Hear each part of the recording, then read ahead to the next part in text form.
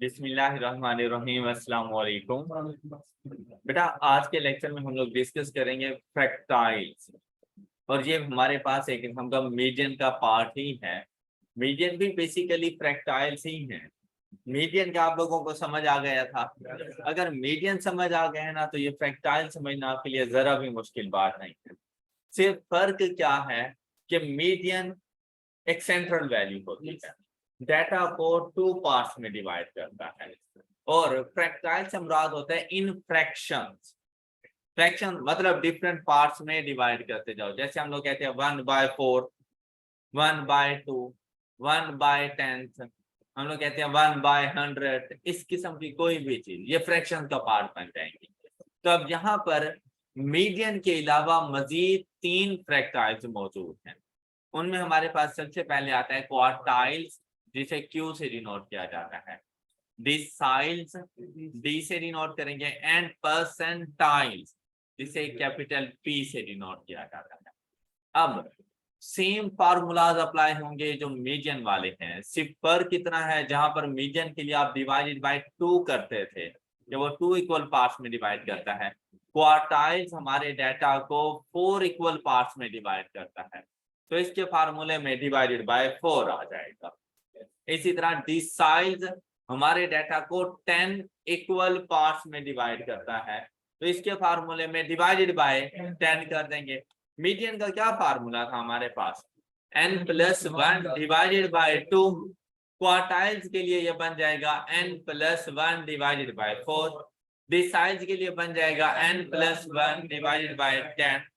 और percentiles 100 equal parts में divide किया करता है, तो परसेंटाइल्स के लिए बन जाएगा n+1 डिवाइडेड बाय 100। क्लियर? ये इसके फार्मूलाज बन जाएंगे। अब अगर यहाँ पर आप लोग देखें, ये हमारे पास एक डाटा मौजूद है स्टार से लेकर स्टार तक, और ये हमारे पास असेंडिंग ऑर्डर में मौजूद है। अब यहाँ पर अगर आप लोग गौर करें तो बेटा, ये जो फर्स्ट स्टार है यहाँ पर, ये हमारे डाटा की मिनिमम वैल्यू होती है। हमारे डाटा की मिनिमम वैल्यू हुआ करती है। इसको हम लोग डिनोट क्या करते हैं, एक्स नॉट के साथ। मिनिमम वैल्यू को डिनोट क्या करते हैं, एक्स। और ये जो लास्ट वाली वैल्यू होती है, ये हमारे डाटा की मैक्सिमम वैल्यू होती है, और इसे डिनोट क्या करते हैं, एक्स एम के साथ, maximum value of the data. ये बात क्लियर हो गई? अब अगर हम इस डाटा को 2 इक्वल पार्ट्स में डिवाइड करें, तो देखिए हमें सिर्फ एक ही लाइन ड्रॉ करनी पड़ेगी और डाटा 2 इक्वल पार्ट्स में डिवाइड हो जाएगा। और यही जो लाइन है, इधर जो वैल्यू मौजूद होगी, उसे हम लोग क्या कहते रहते हैं, मीडियन। तो हम लोगों ने फाइंड किया, तो मीडियन की एक ही वैल्यू हमारे पास होती है जो हम लोग फाइंड करके दे देते हैं। लेकिन जब हमने कहा कि क्वार्टाइल्स में डाटा को 4 इक्वल पार्ट्स में डिवाइड करना है, तो देखें मुझे एक लाइन यहाँ पे ड्रॉ करनी पड़ी, एक लाइन इधर ड्रॉ करनी पड़ी, और ये मीडियन वाली लाइन। टोटल मुझे डाटा में ना 3 लाइंस ड्रॉ करनी पड़ी। लेकिन डाटा कितने पार्ट्स में देखें डिवाइड हो गया, 4 पार्ट्स में डिवाइड हो गया। ओके, तो मीडियन हमेशा डाटा में एक ही वैल्यू होती है। क्वार्टाइल्स 4 इक्वल पार्ट्स में डिवाइड करता है, लेकिन फाइंड 3 होते हैं। ओके, मतलब 4 नहीं फाइंड करने, ये 3 क्वार्टाइल्स होते हैं। सबसे पहले वाले को कहा जाता है Q1, और इसे हम लोग लोअर क्वार्टाइल कंसीडर करते हैं। फिर आ जाता है Q2, और ये Q2 की सेम पोजीशन होती है जो मीडियन की पोजीशन है, इसीलिए median is equal to Q2। हमेशा ऐसे ही होता है। और ये जो थर्ड वाली लाइन है, देखिए भाई पोजीशन भी तो चेंज है ना, तो वैल्यू भी लाजमी बात है चेंज होगी। इसे कहा जाता है Q3 अपर क्वार्टाइल। बात क्लियर हो गई? लोअर क्वार्टाइल Q1, अपर क्वार्टाइल Q3। डन। अब इसको फाइंड कैसे, देखो भाई मीडियन तो एक ही था, हम लोग n+1 डिवाइडेड बाय 2 कर लेते थे। लेकिन Q1 की पोजीशन कुछ और है, Q2 के लिए पोजीशन चेंज है, और Q3 के लिए पोजीशन चेंज है। मतलब मैं सिर्फ ये नहीं कर सकता कि n+1 डिवाइडेड बाय 4, इससे तो मेरे पास एक ही वैल्यू आएगी। अब क्या है बेटा, यहां पर हम लोग इसे लिख देते हैं क्यू आई। ये फार्मूले में जाके देखें डिस्क्रीट डाटा के, क्यू आई, और इस आई से क्या मुराद है, 1 2 एंड 3। इन तीन में से कोई एक वैल्यू हो सकती है आई की जगह पे, Q1 Q2 या फिर Q3। ये बात क्लियर हो गई सब बच्चों को।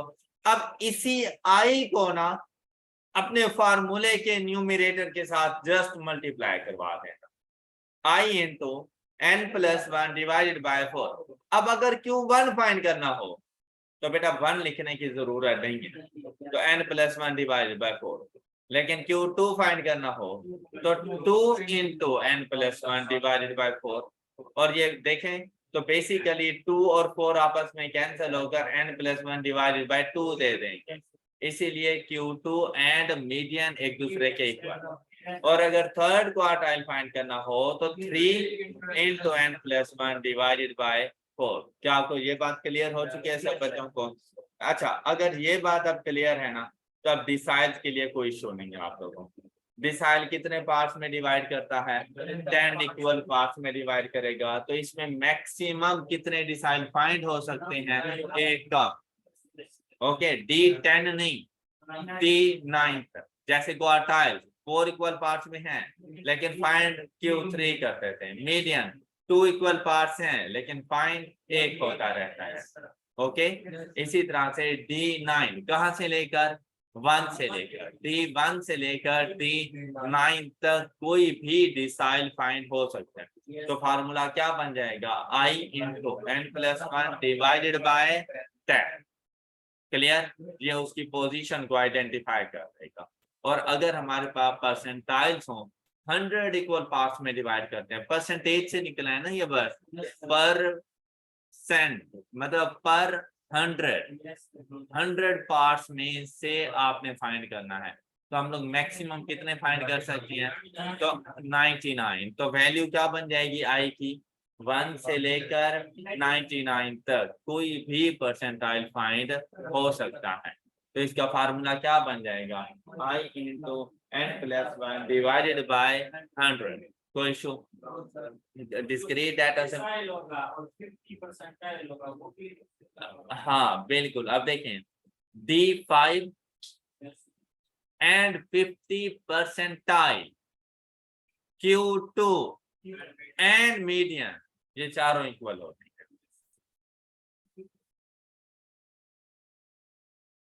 ये जो मैंने लिखा Q2 is equal to median is equal to D5 is equal to P50, ये सारे एक ही पोजीशन पे आ जाएंगे।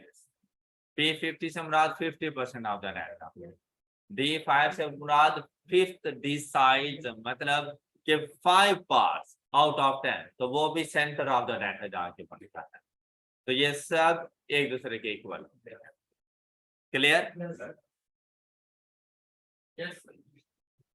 अच्छा, अब हमारे पास ये डिस्क्रीट डाटा मौजूद है और आपने मुझे इसमें से फाइंड करके देने हैं।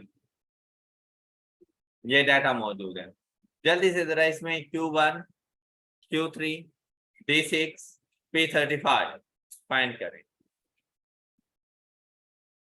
अपर quartile, lower quartile, D6 and P35, ये फाइंड करें।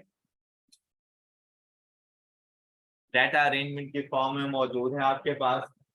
जल्दी से पहले पोजीशंस को आइडेंटिफाई करें और फिर उनकी वैल्यूज को डिटरमिन करें। अच्छा, अब बेटा Q1 फाइंड करने के लिए तो n प्लस 1 डिवाइडेड बाय 4, और हमारे पास n की वैल्यू है 11, तो 11 प्लस 1 डिवाइडेड बाय 4 क्या, तो थर्ड वैल्यू। तो ये तो बहुत इजी था, आपने थर्ड वैल्यू देखी 9, आपने जाके 9 बता देना है कि हमारे पास Q1 की वैल्यू है 9।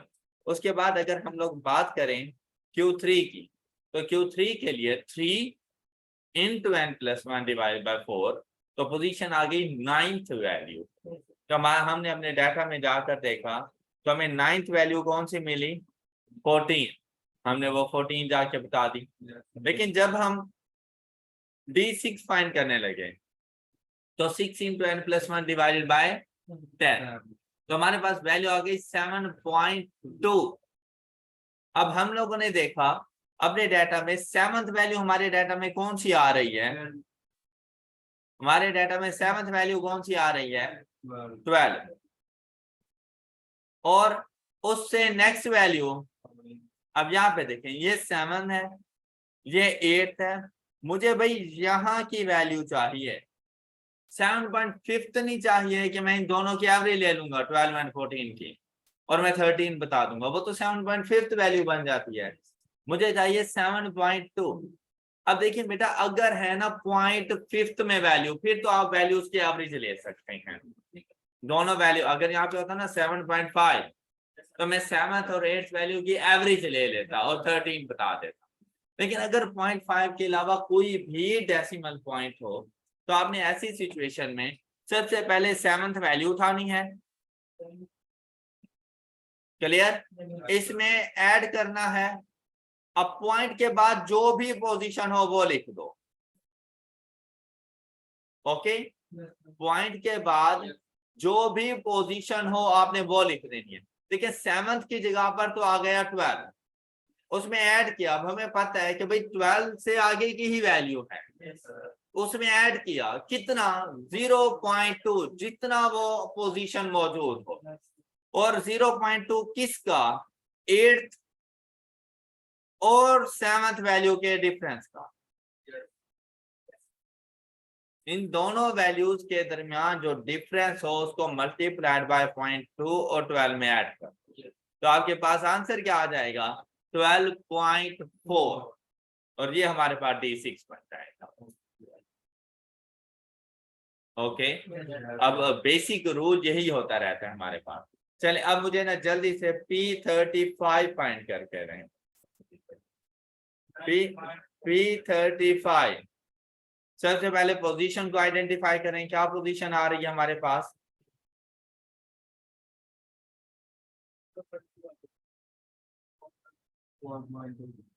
पोजीशन हमारे पास आ रही है P35 की, अब वो कैसे आएगी हमारे पास 35 into n plus 1 divided by 100, तो देखिए ये वैल्यू हमारे पास कितनी आती है 4 पॉइंट, अब आपने देखना है 1 2 3 4 5, तो fourth value 9 plus 0.2 into 11 minus 9, शाबाश, तो 9.4, ये P35 की वैल्यू हो गई। आई होप कि आप सब बच्चों को समझ आ चुका है, क्लियर है सब बच्चों को, गुड।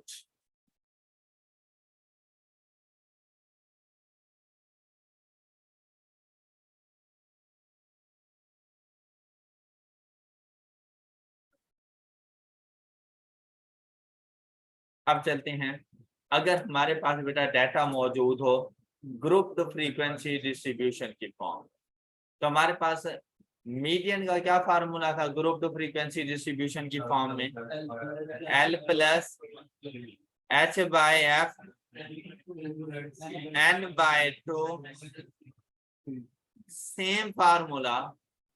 अब जब क्वार्टाइल्स आपने फाइंड करने होंगे तो आपने IN डिवाइडेड बाय 4 कर देना है, डिसाइज फाइंड करने होंगे तो IN डिवाइडेड बाय, और परसेंटाइल फाइंड करना हो तो IN डिवाइडेड बाय 100। आई इसलिए लगाते हैं कि ये एक से ज्यादा फाइंड हो सकते हैं ना, तो कौन सा फाइंड करना है इसलिए वो साथ में आई आ जाता है, ओके हो गया, बस ये फार्मूला आते हैं क्वार्टाइल परसेंटाइल और डिसाइड, कोई मुश्किल, कर लेंगे फाइंड।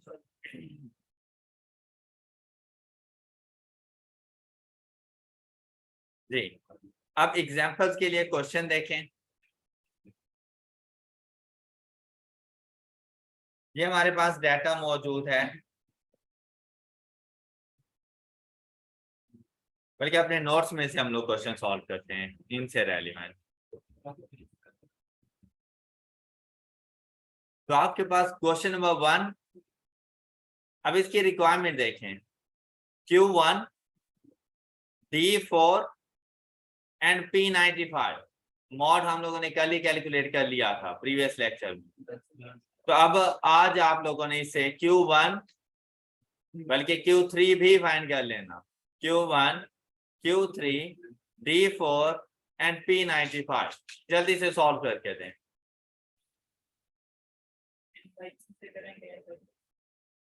बेटा Q1 फाइंड करने के लिए अब सबसे पहले आप लोगों ने अपने पास फार्मूला सिलेक्ट कर लेना है L प्लस H/F इन। तो अब 1 होना Q1 तो I लगाने की जरूरत नहीं होती। N/4 minus. अब बेटा सबसे पहले आप लोगों ने ये वाला पोर्शन फार्मूले को सॉल्व करना होता है, चाहे हो मीडियन, क्वार्टाइल, परसेंटाइल या डिसाइल। क्लियर। और यहां पर आप लोगों ने क्यूमुलेटिव फ्रीक्वेंसी फाइंड करनी है। तो क्यूमुलेटिव फ्रीक्वेंसी 7, 20, 42, 53, 59। अब n/4 की value 64 divided by 4 is equal to 16। देखिए 16 कहां पर आएगा, सेकंड क्लास में 20 में आ जाएगा 16। इस क्लास को सिलेक्ट कर लो और यहां पर जाकर अब देखिए ये 20 लोअर क्लास लिमिट है, इसकी लोअर क्लास बाउंड्री क्या हो जाएगी, प्लस क्लास का interval 10 bye frequency into minus इससे प्रीवियस क्लास की क्यूमुलेटिव फ्रीक्वेंसी इज इक्वल, ये Q1 की वैल्यू। क्लियर। अब Q3 को जरा फाइंड करें तो देखें ये 3n/4 हो जाएगी। तो 3n/4 की वैल्यू हमारे पास आ जाएगी 48।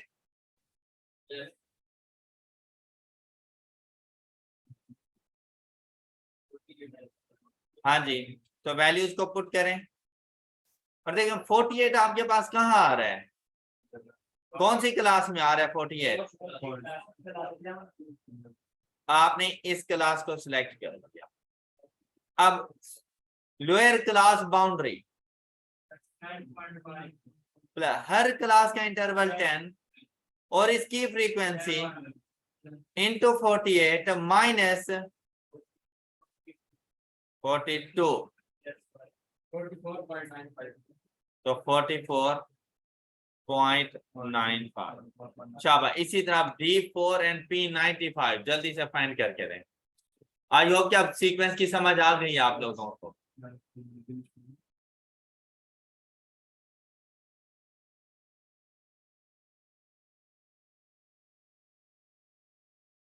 तो D4 की वैल्यू आपके पास क्या आ जाती है, 32 एंड P95 की वैल्यू आपके पास क्या आ जाती है,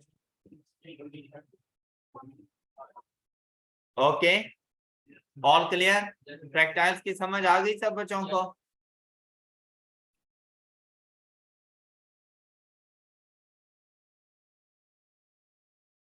क्वेश्चन नंबर 11 सॉल्व करके दें।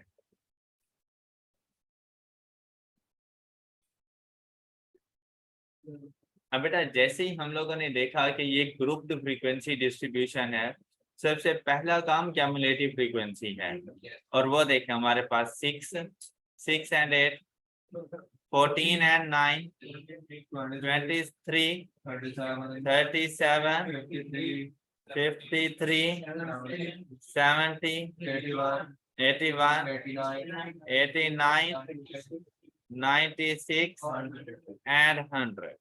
अब देखिए बेटा अगर मैंने फाइंड करना है ना सपोज फर्स्ट क्वार्टाइल, तो फर्स्ट क्वार्टाइल के लिए फार्मूला आपके माइंड में आना चाहिए L plus H/F into n/4 minus C।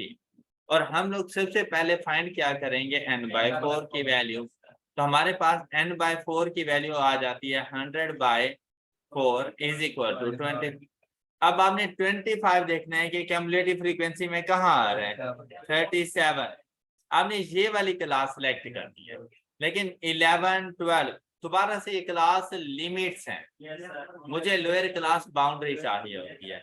तो अब हम लोग Q1 के लिए क्या करेंगे, 11.5 प्लस, अब इस क्लास का इंटरवल हम लोग फाइंड करेंगे, तो 12 एंड 15 का डिफरेंस 3, तो 3 बाय इस क्लास की frequency into 25 minus 23 is equal to, तो Q1 की वैल्यू हमारे पास बन गई 11.93। आई होप कि ये बात समझ आ चुकी है आपको। इसी तरह बेटा जब आप लोग जाते हैं ना Q3 को फाइंड करने के लिए, तो 3 into 100 divided by 4 is equal to 75। तो 75 बेटा इस क्लास में हमें जाकर मिला।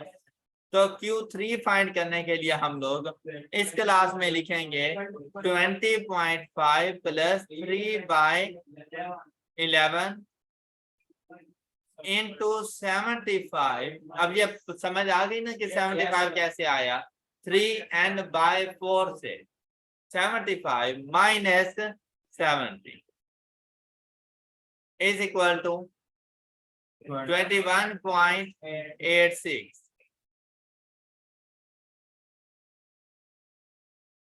हाँ जी, हो गया सॉल्व। इसी तरह बेटा यहाँ पे फोर्थ एंड फिफ्थ डिसाइल की बात कर रहे हैं, तो फिफ्थ डिसाइल तो हमारे पास मीडियन के इक्वल ही होता है। ओके, लेकिन फाइंड तो करके देना है ना। अब आप पे डिपेंड करता है आप फिफ्थ डिसाइल का फार्मूला अप्लाई करें या मीडियन का, एक ही बात है। और इसी तरह 30th एंड 70th परसेंटाइल आप लोग फाइंड करके दे सकते हैं उससे, हो जाएगा फाइंड। गुड। कल पेपर बना तो निकाल के आई कि नहीं करे क्या दिखी बोल। आई होप कि आप बच्चों को प्रैक्टिस के अच्छे से समझ आ चुकी है, राइट। अच्छा, अब बेटा नेक्स्ट देखें।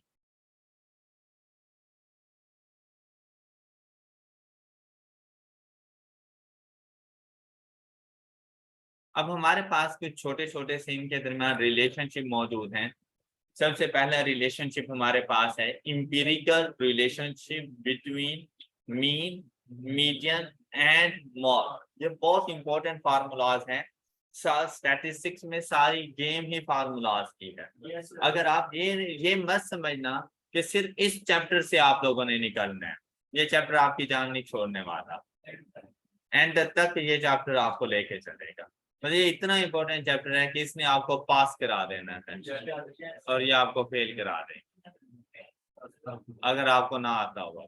इसलिए ये बहुत इंपॉर्टेंट चैप्टर है और इसमें छोटी छोटी प्रॉपर्टीज हैं। यही प्रॉपर्टीज आगे यूज हो रही होती है और वो आपसे पूछ रहा होता है एग्जामिनर, तो इनके ऊपर अच्छा खासा फोकस किया जाता है। अब जैसे empirical relationship between mean, median and mod. इससे पहले बेटा आप लोगों ने एक रिलेशनशिप देखा था, वो था between am, GM and action. और वो तो सिर्फ ये था ना कि am always greater than GM, always greater than action. लेकिन यहाँ पर ये है कि अगर आपके पास डाटा है मॉडरेटली सिक्योर्ड, वो आपको खुद कहेगा कि आपका जो डाटा है ना वो मॉडरेटली सिक्योर्ड है। या अगर आपसे क्वेश्चन में कहे कि using empirical relationship find the value of mod if mean and median is this, मतलब इन तीनों में से ना कोई सी दो वैल्यूज आपको बता देगा और थर्ड वैल्यू मिस कर देगा। क्लियर। तो अब हमारे पास ये रिलेशनशिप होता है mode is equal to 3 median minus 2 mean. आपने ये फार्मूला याद रखना है। अगर कोई सी दो वैल्यूज इनमें से बता दे और तीसरी वैल्यू मिसिंग कर दे तो आपने ये वाला फार्मूला यूज करना है। लेकिन उसके साथ साथ आपको इसी का दूसरा फार्मूला भी याद होना चाहिए। जब हम नीचे वाले फार्मूले को ओपन करते हैं ना तो फर्स्ट फार्मूला ही बन जाता है, तो कोई नया फार्मूला नहीं है, बेसिकली रीअरेंजमेंट है। लेकिन मालूम इसलिए होना चाहिए कि एमसीक्यूज में कुछ भी पूछ सकता है। हो सकता है अगर आपको सिर्फ फर्स्ट फार्मूला आता हो, सेकंड ना आता हो और कहे which of the following is the empirical relationship between mean, median and mode, और वो सेकंड फार्मूला देख के fourth option none of this कर दे, आप नन ऑफ दिस पे चले जाएंगे फिर। इसीलिए आपको ये पता होना जरूरी है, या फर्स्ट के साथ सेकंड भी गिवन हो और बोथ का ऑप्शन हो, आप फर्स्ट को टिक कर देंगे, हालांकि सेकंड भी बिल्कुल ठीक था, बोथ बनता था इसका आंसर, इसीलिए आपको दोनों फार्मूलाज मालूम होने चाहिए। तो सेकंड फार्मूला हमारे पास आता है mean minus mode is equal to 3 into mean minus median. ये दोनों फार्मूलाज आप लोगों ने याद रखने हैं, ओके। और इसका जो क्वेश्चन हमारे पास आता रहता है वो कुछ इस तरह से होता है। Question number 14 and question number 15, बेटा सिर्फ फार्मूलाज की गेम और फार्मूलाज में जो वैल्यूज गिवन है ये पुट करें और अननोन वैल्यूज का आपको पता चल जाएगा, जल्दी से फाइंड करें। Question number 14 and 15, empirical relationship, आपने फार्मूला कौन सा याद रखना है, mode is equal to 3 median minus 2 mean, okay. ये इसका फार्मूला था हमारे पास। अब सबसे पहले हम लोगों ने मीडियन को डिटरमिन करना है, तो ये देखें फार्मूला अब आपके माइंड में होना चाहिए, mode 96 is equal to 3 into median, और वो मीडियन हम लोगों ने फाइंड करके देना है, माइनस 2 इंटू मीन, और मीन की वैल्यू 87, और जाकर ये सॉल्व कर लेना है। तो हमारे पास मीडियन की वैल्यू क्या आ जाती है 90। इसी तरह से यहाँ पर अब हम लोगों ने मीन फाइंड करके देना है, तो कोई ऐसी मसले वाली बात नहीं है, कुछ भी फाइंड करवा ले।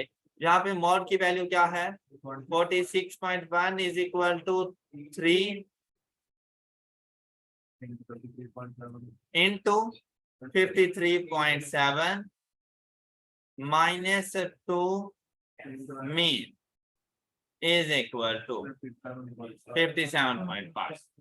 All clear? इस फार्मूले के यूजेज का पता चल गया आप लोगों को। चले अब इसी तरह से छोटे छोटे कॉन्सेप्ट ही होते हैं। अब नेक्स्ट कॉन्सेप्ट देखें।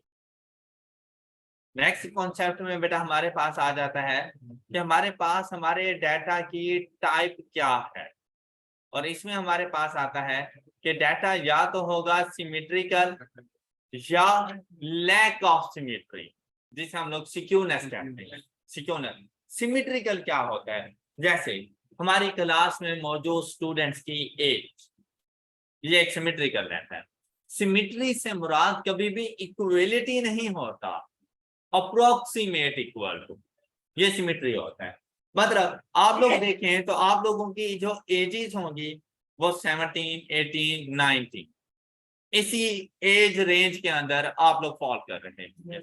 मतलब आप में से कोई ऐसा नहीं है जो 25 इयर्स का हो, कोई ऐसा भी नहीं है जो 15 इयर्स का हो।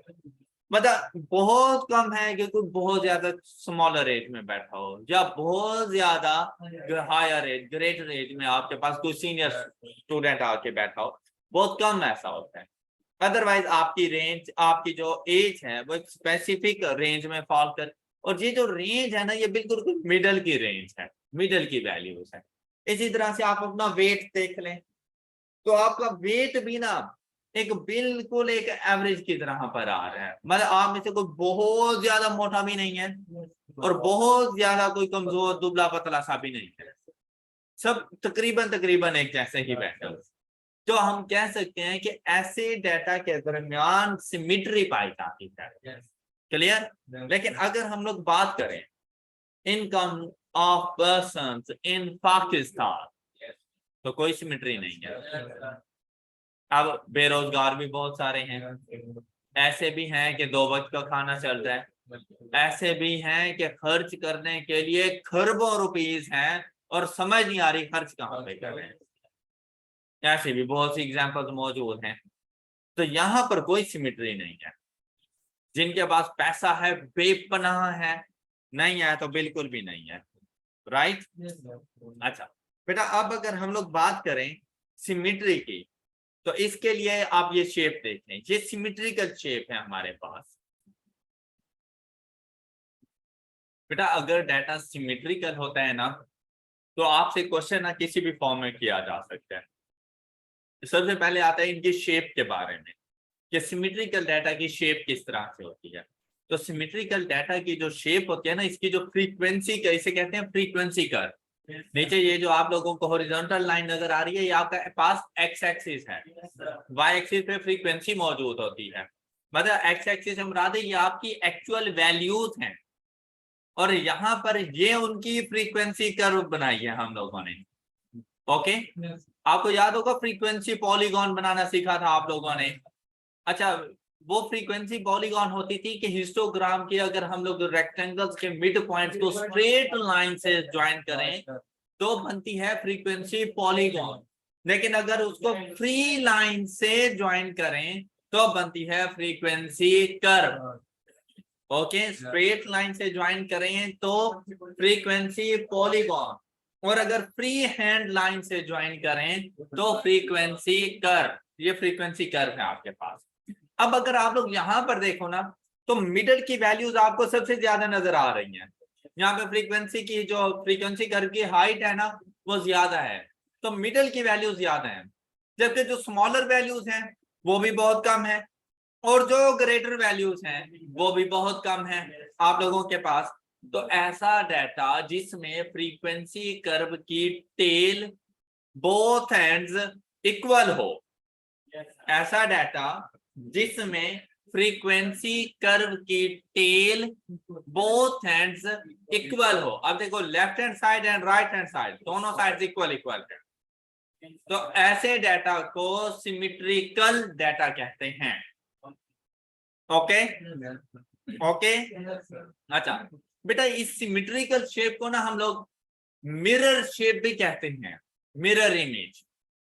क्या मतलब, कि अगर मैंने जहां पे डॉटेड लाइन लगाई हुई है, अगर मैं यहाँ पे मिरर रख दूं तो उसकी दूसरी साइड पर भी सेम शेप नजर आएगी जो हमें मिरर में नजर आ रही हो। तो ऐसी शेप को सिमेट्रिकल शेप कहा जाता है। ये बात समझ आ गई? और अगर ऐसी शेप ना हुई तो आपके पास ये दो किस्म की पॉसिबिलिटीज मौजूद होंगी, कि अगर डाटा सिमेट्रिकल नहीं है तो लैक ऑफ सिमेट्री है, और लैक ऑफ सिमेट्री को हम लोग कहते रहते हैं स्क्यूनेस।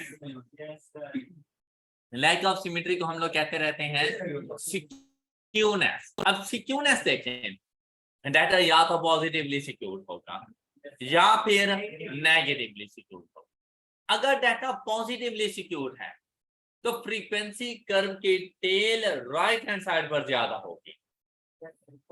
अगर फ्रीक्वेंसी कर्व की टेल राइट हैंड साइड पर ज्यादा हो तो डाटा पॉजिटिवली सिक्योर्ड होगा, और अगर फ्रीक्वेंसी कर्व की टेल लेफ्ट हैंड साइड पर ज्यादा हो तो डाटा नेगेटिवली सिक्योर्ड होगा।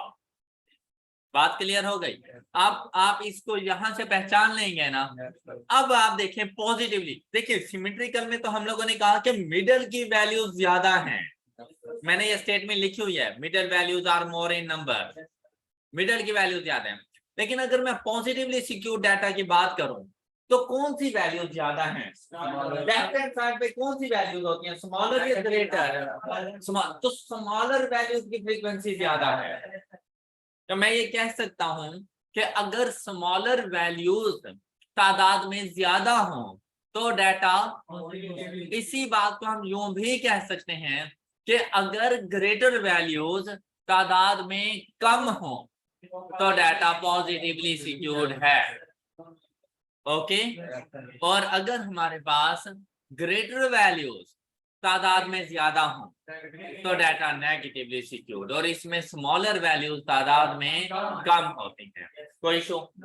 ये बातें समझ आ गई हैं? अच्छा, ऐसा नहीं है कि जैसे दिखते साथ भी बातों की समझ आ जाती है, कि शेप को देखकर भी ना ये सारी बातें क्लियर हो जाती हैं। तो आपने सिर्फ इसके ऊपर, अब जिस तरह से मैं आपको इसकी इंटरप्रिटेशन बता रहा हूं ना, आप दोबारा सिर्फ शेप देखेंगे आपको याद हो जाएगा कि यार ये चीजें इस तरह से हैं, जहां पर ये वाली वैल्यूज ज्यादा है, ये वाली वैल्यूज हमारे पास कम है। आई होप कि आप आइडेंटिफाई कर लेंगे। अच्छा, मैंने आपको दो किस्म के मेथड बता दिए। पहला मेथड शेप को देखकर कि टेल अगर बोथ साइड्स इक्वल है तो फिर सिमेट्रिकल, राइट हैंड साइड पे टेल ज्यादा है तो फिर पॉजिटिव, लेफ्ट हैंड साइड पे टेल ज्यादा है तो नेगेटिवली सिक्योर्ड। और दूसरा मैंने आपको वैल्यूज के बारे में बता दिया कि अगर स्मॉलर वैल्यूज तादाद में ज्यादा है तो पॉजिटिवली, मिडल की वैल्यूज तादाद में ज्यादा है तो सिमेट्रिकल, और अगर ग्रेटर वैल्यूज तादाद में ज्यादा है तो नेगेटिवली सिक्योर्ड है। क्लियर हो गई ये बात। फिर बात आती है बेटा मीन, मीडियन और मॉड की वैल्यूज को देखते हुए। मीन, मीडियन, आपने सीक्वेंस ना बिल्कुल अब ऐसे ही याद रखना है। मीन, मीडियन, देखो सेंट्रल वैल्यू होती है ना तो इसको आपने सेंट्रल में ही रखना है। मीन, मीडियन, मॉड, आपने इसका सीक्वेंस बिल्कुल ऐसे ही बरकरार रखना है, अदरवाइज आप लोग भूल जाएंगे हमेशा। अच्छा, अब आपने मीन, मीडियन, मॉड को देखते हुए आइडेंटिफाई करना है। बेटा अगर डाटा सिमेट्रिकल है तो उसका जो मीडियन होता है ना वो हमेशा उसकी सेंट्रल पोजीशन पर होता है।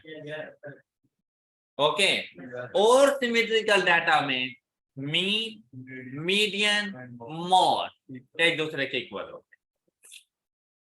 सिमेट्रिकल डाटा के अंदर मीन, मीडियन, मॉड एक दूसरे के इक्वल, और तीनों ही उसकी सेंट्रल वैल्यू पर मौजूद होते हैं। तो अगर मीन, मीडियन एंड मॉड आपको इक्वल नजर आ जाएं तो आपने कहना है डाटा सिमेट्रिकल। क्लियर हो गई है बात। अच्छा बेटा अब क्या, इक्वलिटी की जगह पे अगर इधर साइन लगा दें ग्रेटर देन का, कि mean is greater than median greater than mode, equal to के साइन आ जाए तो सिमेट्रिकल, ग्रेटर देन का साइन आ जाए इनके दरमियान तो पॉजिटिवली सिक्योर, और अगर लेस देन का साइन आ जाए तो नेगेटिव। क्लियर। अब यहाँ पे देखें, ये देखें कि mean greater than median greater than mod, तो डाटा कौन सा होगा हमारे पास, पॉजिटिवली सिक्योर। और अगर mean less than median less than mod तो डाटा, सिर्फ साइन का फर्क है, अरेंजमेंट्स का नहीं। तो आपने वहीं पे देख लेना है कि स्मॉलर है, ग्रेटर है, इक्वल टू है, उसके मुताबिक डिसाइड कर लेना कि सिमेट्रिकल है, पॉजिटिवली सिक्योर्ड है या नेगेटिवली सिक्योर्ड।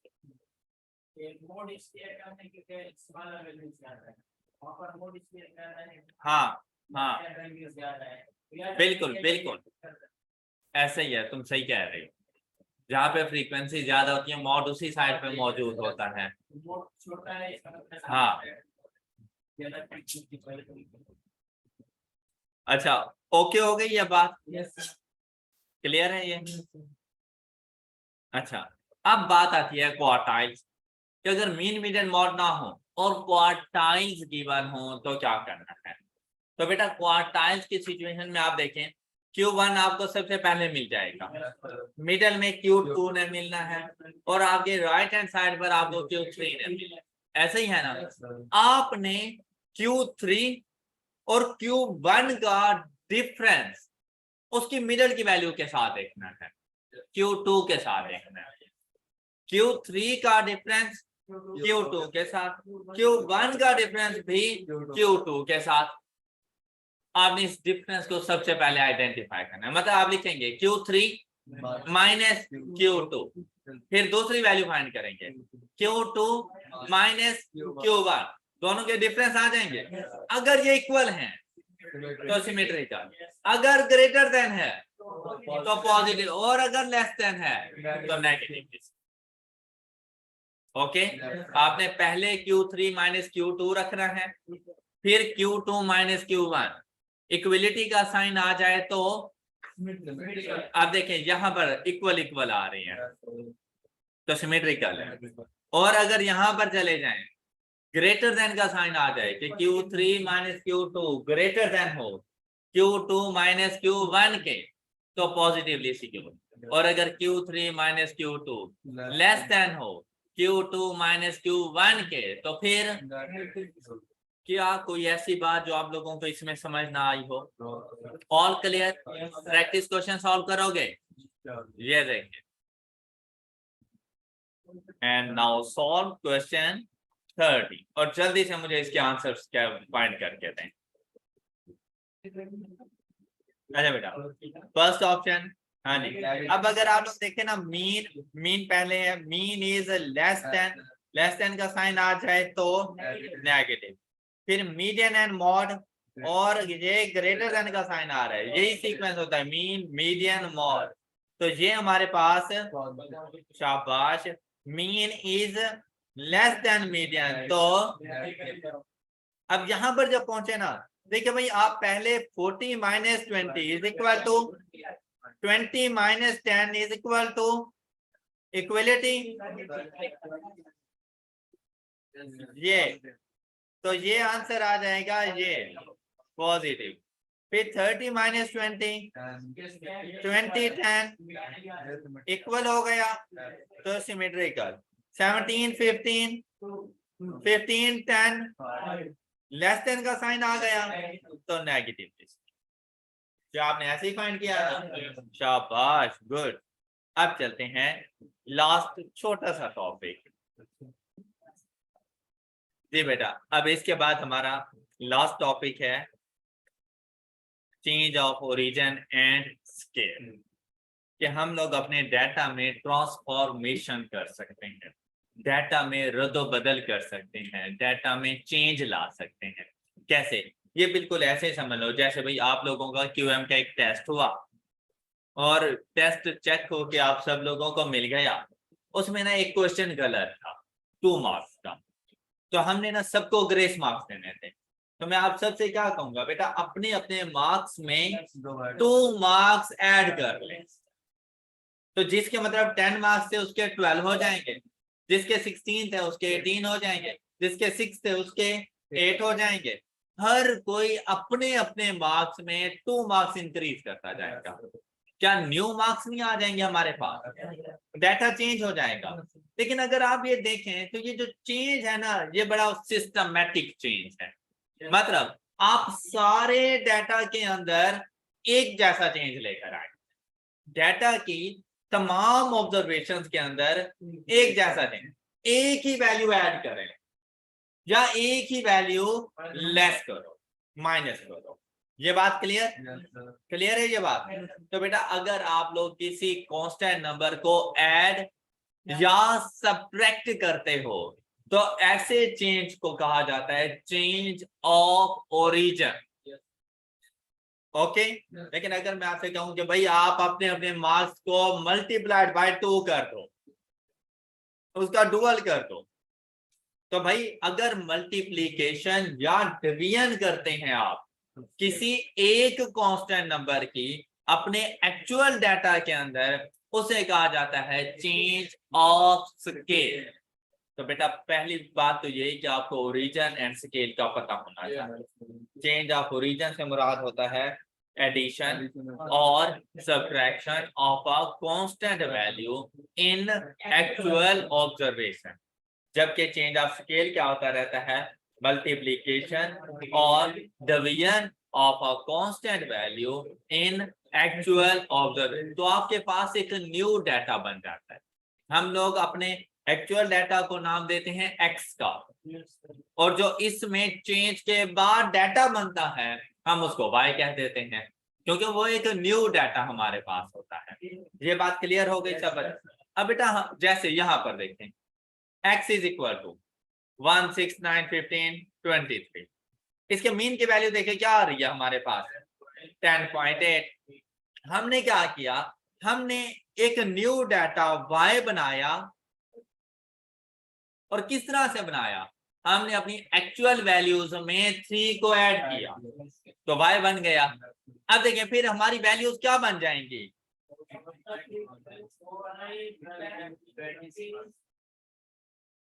न्यू डाटा बन गया। क्या अब इसका मीन सेम होगा जो पहले था? नहीं, मीन चेंज हो जाएगा।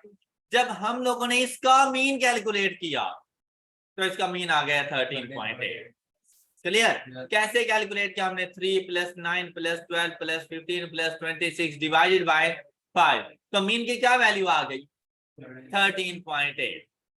लेकिन दोबारा हम लोग कभी भी ऐसा नहीं करेंगे बेटा। जो चेंज आपके एक्चुअल डाटा में होता है वही चेंज उसके मीन, मीडियन एंड मॉड में होता है। Got it? मतलब मुझे न्यू डाटा का मीन कैलकुलेट करने की जरूरत नहीं थी, मैंने सिर्फ ये देखा कि न्यू डाटा की ट्रांसफॉर्मेशन कैसे हुई, पता चला, ऐड किया 3, मैंने x के मीन में भी 3 को ऐड कर दिया, x का मीन 10.8 था, उसमें 3 ऐड किया, न्यू डाटा का मीन आ गया 13.8। क्या आपको change of origin and scale समझ आया? तो बेटा change of origin and scale की वजह से मीन, मीडियन एंड मॉड तीनों ही चेंज हो जाते हैं। तो ये डिपेंड कर रहे होते हैं change of origin and scale के ऊपर। ये बात क्लियर? इस टॉपिक को हम लोग आगे हर चैप्टर में पढ़ते जाएंगे। मेजर ऑफ डिस्पर्शन में भी इसने आना है, इसने रिग्रेशन को रिलेशन में भी आना है कि वहां पर भी हम लोग डाटा को चेंज करेंगे। अब हमारे पास देखें, हमें कहा गया कि भाई हमने न्यू डाटा बनाया और वो हमने कुछ इस तरह से बनाया, 3x - 2 डिवाइडेड बाय 4। अब इसका ये मतलब नहीं कि मैं न्यू वैल्यूज को डिटरमिन करना शुरू कर, ऐसा होता है न्यू वैल्यूज हमें देता ही नहीं है, हमें एक्चुअल वैल्यूज भी नहीं बताता। कहता है mean of x is 10.8, find the mean of y if y is equal to 3x - 2 divided by 4। तो आपने बेटा सिंपली x को रिप्लेस कर देना है, मीन बताता है तो मीन के साथ, मीडियन बता रहा है, मॉड जो वैल्यू वो बता रहे हैं उसके साथ रिप्लेस कर देना है। क्लियर? तो न्यू डाटा का मीन, मीडियन एंड मॉड आपके पास आ जाएगा। तो इस डाटा का 3x - 2 डिवाइडेड बाय 4, इसमें y का मीन क्या बन जाएगा हमारे पास? 7.6। कोई इशू? All clear? चलिए अब आप लोग मुझे ये क्वेश्चन सॉल्व करके दें। अच्छा बेटा, अब आप लोग मुझे क्वेश्चन नंबर 29 सॉल्व करके दें। तो ये बहुत सिंपल था बेटा, जीएम ऑफ x बताया, कहते जीएम ऑफ y क्या होगा, और वो है 2x + 3 होल डिवाइडेड बाय 5। तो इसको हम लोग कैसे फाइंड करेंगे? 2 इंटू x को रिप्लेस कर देंगे +3 डिवाइडेड बाय 12 + 3 15 बाय 5 3। तो जीएम ऑफ y हमारे पास 3। All clear? इसी से रेलेवेंट एक और क्वेश्चन इधर होना चाहिए, नहीं है? हाँ हाँ, question number 7, question number 7 solve करके दें, शाबाश जल्दी करें। सेम कॉन्सेप्ट अप्लाई होना है बेटा। अब इस क्वेश्चन में देखें change of origin and scale का ही कॉन्सेप्ट है, लेकिन पूछने का सिर्फ अंदाज डिफरेंट होता है।